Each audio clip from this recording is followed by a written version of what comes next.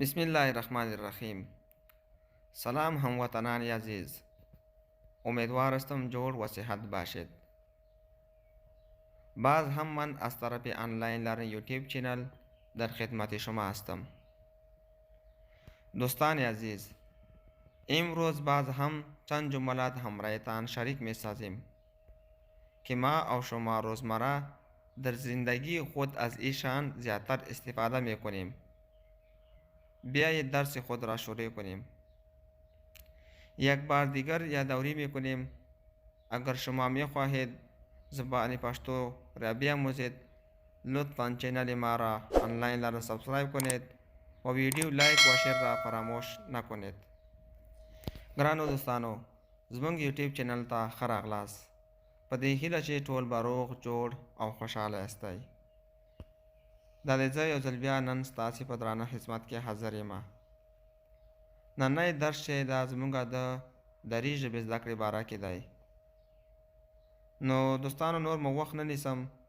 دلته ما ځینې جملې راوړي تاسې ته، کوم چې په روزانه ژوند کې ډېر استعمالیږي. ما هم درته پښتو لیکلي او هم مې درته په دري باندې لیکلي. زه به تاسې ته یوه جمله وایم او هم به درته ترجمه کوم. راځئ چې ویډیو شروع کړو.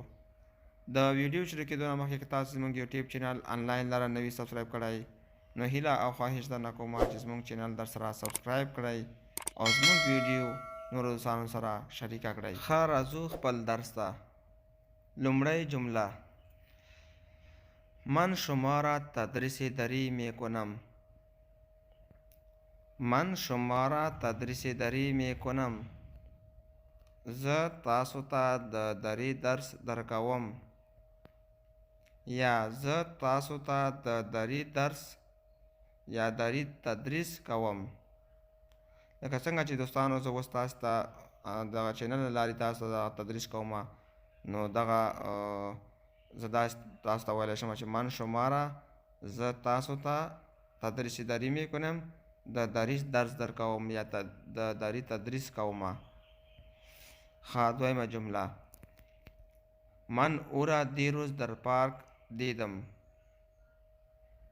من او را دیروز در پارک دیدم.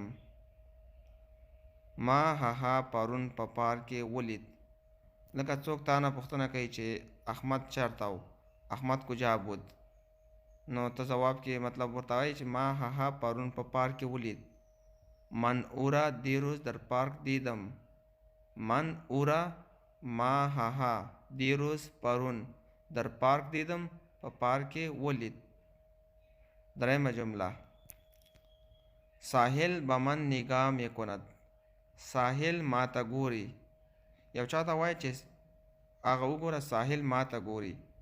ساحل به من نگاه می کند. ساحل ما ته ګوري. څلورم: همراه من تماس بگیرید. له ما سره اړیکه ونیسئ. یو چا ته وایي چې له ما سره اړیکه ونیسئ. همراه من، له ما سره، تماس بگیرید، اړیکه ونیسئ. او دیروز من را به شفاخانه برد. او دیروز من را به شفاخانه برد. هغه پرون زه هسپتال ته بوتلم. لکه ته مریض وي، بیا څوک پوښتنه در کوي چې احمد چېرته و، ته ورته وایي چې او دیروز هغه پرون من را به شفاخانه برد، زه هسپتال ته بوتلم. من برای این هیچ حوصله ندارم. زه دې ته هیڅ حوصله نه لرم. من برای این، زه دې ته هیچ حوصله ندارم، هیڅ حوصله نه لرم. من چی را باید بیارم. زه باید څه راوړم. لکه ته یو ځای ته ځې، بازار ته ځې یا بل کوم ځای ته ځې، نو یو بل ملګري ته وایي زه باید څه راوړم. لکه من بازار میرم، باید چی را بیارم. زه بازار ته ځم، څه باید راوړم. من چی را باید بیارم، زه باید څه راوړم. چهره شما آشنا معلوم می شود. ستاسو څهره آشنا ښکاري. چهره شما اشنا معلوم می شود. ستاسو څیره اشنا ښکاري. لکه یو کس ووینې نو تا باندې خوږ ولګي.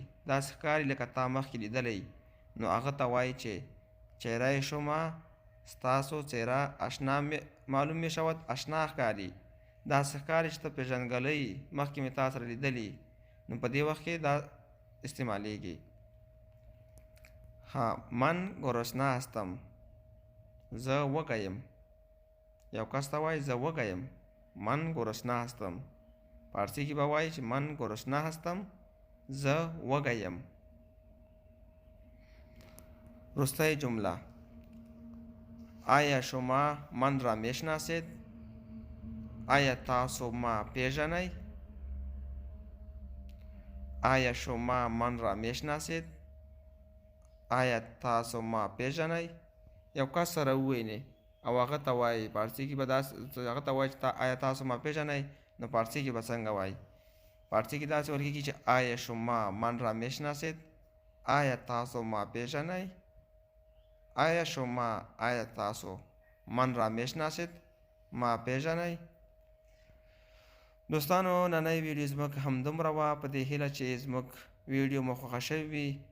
که زموږ ویډیو مو خوښ شوي نو هیله درنه کومه چې زموږ ویډیو درسره لایک او شیر کړئ او زموږ چینل آنلاین لرن خامخا درسره سبسکرایب کړئ، تر څو زه نوې ویډیو اپډیټ کومه چې تر ټولو نه مخکې تاسو ته رسیږي.